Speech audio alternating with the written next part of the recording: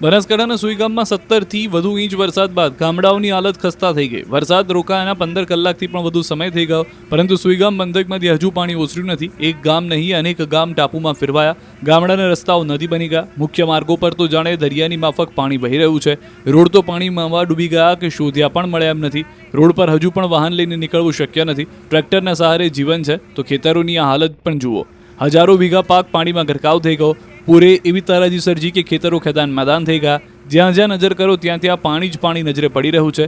આકાશી આક્રમણ બાદ તબાહીના દ્રશ્યો સાક્ષાત ગવા પૂરી રહ્યા છે કે કઈ હદે આબ ફાટ્યા બાદ સ્થિતિ સર્જાય છે. અનેક ગામના રોડ તૂટી જતા ગામમાં આવવા જવાનું મુશ્કેલ બની ગયું છે. સુઈગામથી નડાબેટ જવાનો રસ્તો પણ બંધ છે. સુઈગામની દુકાનો પાણીમાં ગળાડૂબ છે. પાણીનું ટેન્કર પણ સુઈગામની બજારોમાં તરતું નજરે પડ્યું. ત્યારે સુઈગામનો તાગ મેળવવા માટે એસડીઆરએફની ટીમ સુઈગામ પહોંચી છે. અત્યાર સુધીમાં 250થી વધુ લોકોનું રેસ્ક્યુ કરાયું છે. બીજી તરફ થરાદ, વાવ અને સુઈગામની સ્થિતિ બગડ્યા બાદ જિલ્લા કલેક્ટરે સ્થિતિ જાણ કરી હતી. બનાસકાંઠાના એસપીએ પણ થરાદની મુલાકાત લીધી. થરાદની બજારોમાં પાણી હોવાથી કાર ન જઈ શકતા ટ્રેક્ટર પર બેસી અધિકારીઓ પરિસ્થિતિનો તાગ મેળવ્યો. તો પૂર જેવી સ્થિતિના પગલે થરાદમાં તમામ આંગણવાડી શાળાઓ બંધ રહી. કોલેજોમાં શૈક્ષણિક પ્રવૃત્તિઓ બંધ રહી. બનાસકાંઠાના સરહદી વિસ્તારોની હાલત ખૂબ જ ખરાબ છે. ત્યાંના ગામડાઓમાં પાણી ભરાઈ જવાથી લોકો મુશ્કેલીમાં મુકાયા છે.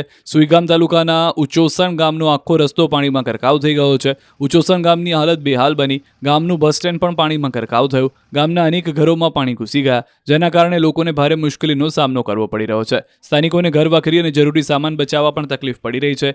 2 દિવસથી આ પરિસ્થિતિ છે. લોકોના ઘરોમાં 48 કલાકથી વીજળી નથી. ભારે વરસાદ બાદ રેલ નદીનું ખુખાર રૂપ જુઓ. તોફાની વરસાદ બાદ રેલ નદી તોફાની બનીને વહેતી હતી. પાણીનો પ્રવાહ એટલો તેજ હતો કે જ્યાં જગ્યા મળી ત્યાં ઘૂસી ગયો. જે આડે આવ્યું તે બધું જ તાણી ગયું. રોડથી માંડી ખેતરોનું ધોવાણ કરી નાખ્યું. ખેડૂતોના મોઢા સુધી આવેલો કોળિયો છીનવાઈ ગયો. થરાદના ડુબાથી પાવડાસણ વચ્ચે રસ્તો ધોવાઈ ગયો, તો કેટલાક સ્થળોએ વૃક્ષો ધરાશાયી થયા. આ બાજુ થરાદના ગામડાના હાલ પણ જોઈ લો. થરાદના આસપાસના ગામમાં જળભરાવ હજુ હોવાથી લોકો 48 કલાકથી પાણી વચ્ચે જીવન પસાર કરવા મજબૂર બન્યા છે. ખાનપુર અને નાગલા ગામના રોડ પાણીમાં ગરકાવ થઈ જતા લોકો પોતાના ઘરે જઈ શકતા નથી. તો પાણીની થપાટથી પાક પણ નમી પડ્યો છે.